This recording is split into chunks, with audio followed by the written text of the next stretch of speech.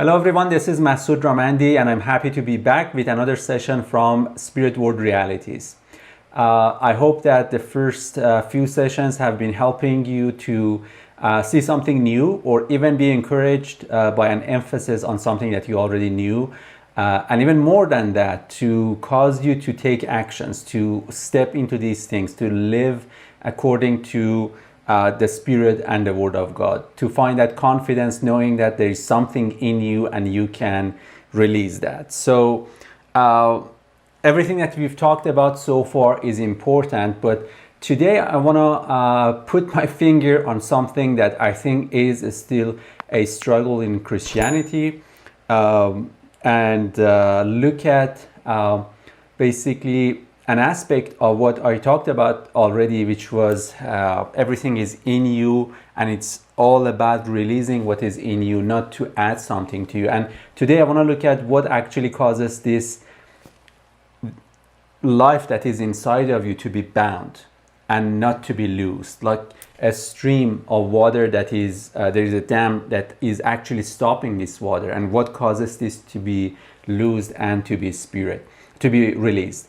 Because even looking back into my Christian life and how I came to see some of the things concerning the power of the Spirit and walking that out and basically ministering healing and stuff like that.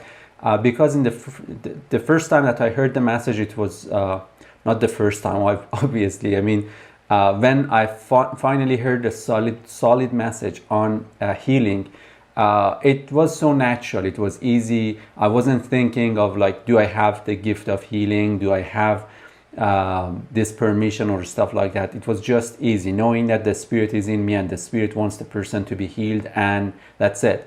I'm now given the privilege to minister to this and introduce them to the love and compassion of the Father, and through that to give them an avenue to come and know Him. So that was it. But then we went to conferences and people were talking about like activation and stuff like that. In the beginning it was a bit strange, but then later I came to realize actually that's another terminology for what I believed, which was not to actually add something to a person by laying hands or stuff like that, because no man can give you something that is already in the Spirit that is inside of you. No man can give you any gift that is already in the Holy Spirit that is inside of you. But what we can do to one another is to help one another to take actions, to be encouraged, to know they can, to know that this is not hard, to know that many have done this, so you can do the same. So that's what actually is happening. Likewise, all these teachings are not actually adding anything to us. They are causing us to have that, awakening into who we are and to live according to that. It's like being awakened from a sleep, as Paul says in Ephesians and in 1 Corinthians, to awake and to see the light. So that's what we are doing. Today, as I said, I want to put my finger on this thing that I think still in some circles of Christianity is a struggle, and it's the issue of the law. Because here is the difference. When we speak of the law brings a compulsion on you, so you do what it says. Grace, on the other hand, empowers you to empowers you to actually be convinced of something that is already true. So the law compels you to do, but grace actually empowers you to believe. That's two different things. So now here's the thing. We all are looking for transformation in life. Now, because doesn't happen over the night, people get frustrated and then they're looking for a formula, something that they can do to experience that. And without knowing, they're again putting themselves under the law. they're sincere, they're genuine, they want transformation, they want freedom, they want redemption, they want all of that, but they again are looking for, okay, what should I do, rather than what's the thing that I'm not convinced of, what should I believe? Because you can change a person by changing their beliefs, because I don't need to force you to do something. I can just convince you to believe that what I say must be done, and then you'll do it. So that's two different things. When actually someone is being convinced of, someone is having a persuasion that, let's say, people are lovable, then they will love them. But if there is a command, love people, then that's a different story, because then you'll speak of, oh Lord, how can I love this person? But at the same time, your word says love, so I'm going to love, I'm going to be obedient. That's still under the law. You're making a sacrifice, and that's not the sacrifice of love, because you still don't want to do it. So if you don't want to do it and you're doing it, what does that mean? You aren't changed. So what matters is to actually have that transformation from within. What causes you not to live according to the things or the privileges or the rights or the authorities or the divine life that is already inside of you? It's actually to be under the law, under still a form of religiosity, without actually having the power of it. Knowing what you should do, but you don't do it, or you can't do it. This is a life according to flesh. This is a life according to the law. Now, I want to show you a few verses concerning this to see what I mean. Romans 8 verse 2 says, "The law of the Spirit of life in Christ Jesus has set me free from the law of sin and death." So you're talking about spirit to actually set you free. There are two laws. One law supersedes the other one. And it says, previously I was under one law, but then the other law came, and that law came to help me and set me free from the law of sin and death. Let me explain what this statement means. When we say the law of the Spirit, the law of sin and death, we are speaking of the law of... Okay, I have to explain first.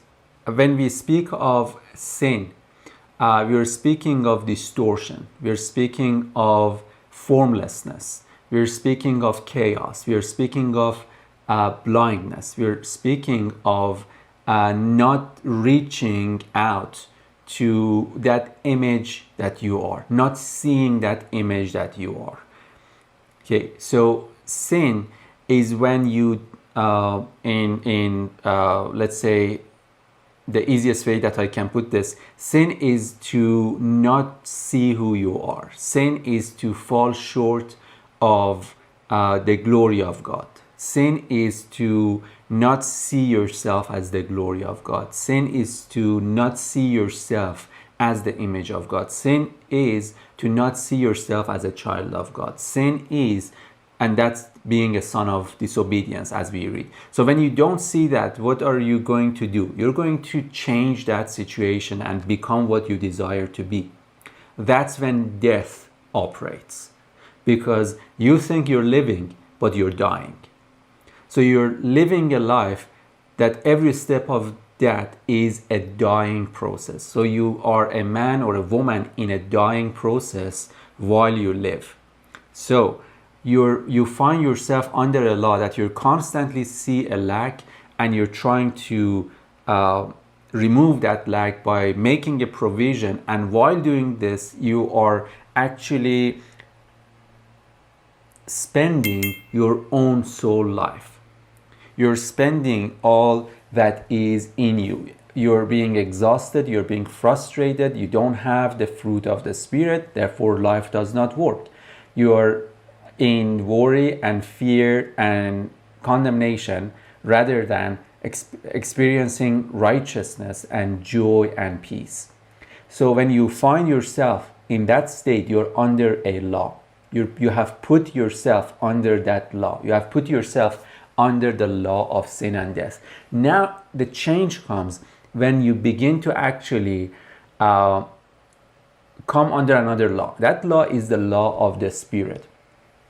Now, what does that mean? Let me now explain this into a form of basically what the scriptures specifically in Romans and Galatians speak of concerning being under the law. I want to open this up so we can see what this means and to be free once and for all from this way of living life. And even though at times, if you come to a place that you find yourself under that old way of living, under the law of sin and death, then you can easily come out immediately. You don't have to camp there. Okay, so let's look at Romans chapter 3. Okay, Romans chapter 3, verse 20. It says, therefore, by the deeds of the law, no flesh will be justified in his sight, for by the law is the knowledge of sin. Okay, that's the first thing. The knowledge of sin is by the law, which means when you are under the law, all you know is sin. When you are under the law, all you know is sin. Look at chapter 6, verse 23. The wages of sin is death. Okay, listen. When you are under the law, when you put yourself under the law, you're getting the knowledge of sin, and the wages of sin is death. First, let me actually emphasize on this. It doesn't say the wages that God gives you. It's the wages that sin gives you. Okay? It's the wages that sin gives you, because later it says, but the gift of God is eternal life. That means life comes from God, not death.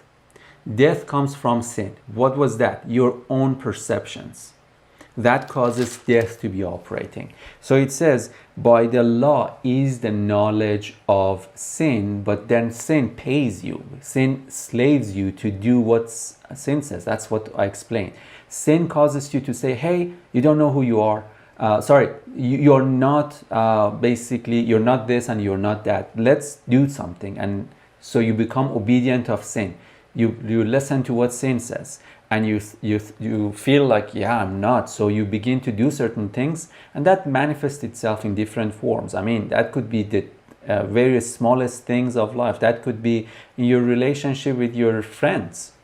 You know, when you don't have, you're insecure.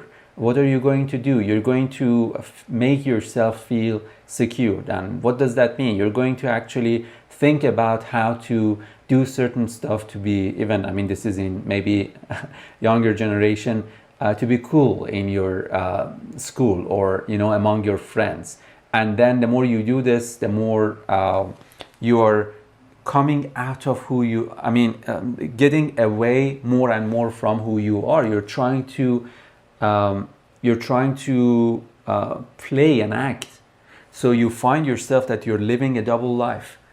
You do certain stuff just because you want others to perceive you in a certain way so you feel secure. Okay, that's death. That's being under the law of sin and death. Now, bring that to church. Bring that to Christianity. Bring that to your relationship with God. Bring that to living in spirit and you trying to qualify yourself for certain things. You trying to make things happen by the ways that you think are right. And that's because we don't know certain things, we don't understand certain things, we subject the blessings of God to our actions or certain, doctrines. We put our trust in doctrines rather than basically Jesus, and those causes us not to see clear. Now, back to here, it says, Therefore, when you are under the law, you are under the knowledge of sin. What you know is sin, and we know knowledge is power. Whatever actually you know empowers you to be according to that. So if you know sin, if your consciousness is filled with sin, guess what? You're going to be living in sin, because that's what you know. But this is my point. I said all of this to come to verse 21. It says, but now the righteousness of God. What is that? Righteousness. Why is he saying righteousness? Because it comes after sin. We just said the knowledge of sin, but it says, but now the righteousness of God. Now, what is righteousness of God? The image of God, seeing yourself as the image of God, being one with him, seeing yourself as his child, united with him, of the same value, of the same, being in the same weight as he himself is, having the same glory as he himself is. That's righteousness. Jesus said to the Father when he was praying in John chapter 17, he said, the glory that you have given me, I have given them. What was that? I mean, how did he give the glory to his disciples? How did he give glory to us? It wasn't like he actually had a box, a gift, and he handed over and said, hey guys, this is the glory I received from the Father, and now this glory I'm giving you. I mean, you don't see anything. He revealed the glory. He revealed man's worth. He revealed man's value. Anytime that he did anything, it was because he was giving a revelation of who man is. He was the one that actually came and fulfilled or gave an answer to that question, the glorious question of Psalm chapter 8 that says, when I look at the stars and the moon and the heavens, what is man that you are mindful of him? And he proved that the answer is man is the Son of God. That's how he gave the glory that he received from the Father to us. When did he receive? When he was on the mountain. He heard the voice, you are my son. And actually, that's already mentioned in 2 Peter chapter 1, verse, I think around 18 to 21, that it says, when we were with him on the holy mountain, he received glory from the Father. When the voice from heaven spoke, you are my son. That's the glory of sonship. So here it says, but now the righteousness of God, having the glory of God, apart from the law. Why? Because law gives the knowledge of sin. Righteousness does not come from law. It says, now the righteousness of God apart from the law is revealed, being witnessed by the law. Okay, now the term by the law is actually under the law. So it says, the righteousness of God, first of all, is revealed right now apart from the law. Why? Because it was revealed through Jesus Christ, through the gospel. Chapter 1 says this. In fact, the first session of God's master plan, I talked about this, that says, I'm not ashamed of the gospel of Christ, for it is the power of God unto salvation, for in it the righteousness of God is revealed. In the gospel, the righteousness is revealed, not in the law. In the law, sin is exposed. Through the gospel, righteousness is revealed. So it says, but it was witnessed under the law.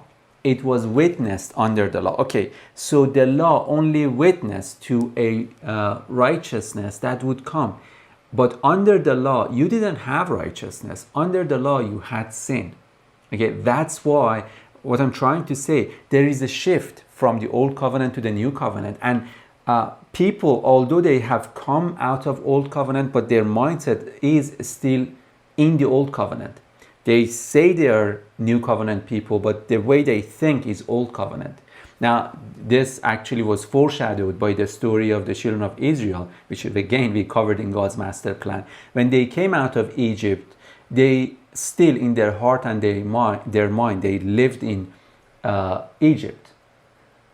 I was tempted to actually explain that story again, but that's not that's beyond the scope of this session. So anyways, that's the other thing. So I wanted you to see that under the law there is a knowledge of sin, but under I don't want to get ahead of myself, but because I said the law of the Spirit of life has set me free from this kind of life, so under the Spirit there is a revelation of righteousness. So let's go to actually Romans 6 verse 14. Now look at here. It says, "For sin shall not have dominion over you, for you are not under the law." Listen, sin shall not have dominion over you because you are not under the law. People think you will not sin if you are under the law. Here it says you will not sin if you are not under the law. Isn't that amazing? It's like sometimes I think of like the gospel that we have heard is 180 degrees basically against what the true gospel is. So he says your power to live beyond sin and not to be a slave of sin is in your perception that you are not under the law but under grace. So this, now why? Because as I said this, or let me explain this more, that when you are under grace, the work is not anymore in flesh, but it's in the heart. So the work is not anymore from your side to do certain things, but it's the work of the Spirit of God working in your heart to convince you. Didn't Jesus say, when it is better for you that I go away, because if I don't go, the Spirit would not come, but when he comes, he will convince you. He will convince the world. So the work of the Spirit of God is to actually bring basically conviction, persuasion to human heart, not to tell him what to do. So what is he going to convince you of? That, I mean, what are you trying to accomplish? Can you? No. So then believe what I say about you. What are you trying to prove yourself? I say you are my son. I say you are my child. I say I created you. I say my name is upon you. I say that you are my heir. I say stop being a slave. That's the voice of the Spirit. So that, it says, once you come under this grace, you're not under the law. In fact, it says, it doesn't say don't be under the law to be under grace. It says you are under grace, therefore you are not under the law. So that's the other thing. Don't try to come out of law. Just live under grace. Just live. Don't try to pay out a debt so you can now live in credit. No, live under credit and you will not be a debtor. That's like what Paul says to Galatians. Walk in spirit and you shall not fulfill the desires of the flesh. Don't try to not fulfill the desire of the flesh. Don't try to overcome flesh. Don't try to say, oh, I shouldn't do this. Well, you won't be able to stop it. Get into the Spirit. Understand what the voice of the Spirit says. Have fellowship with the Father. And that makes you empowered to do this. So let's go look at another verse. This is now Galatians chapter 3, verse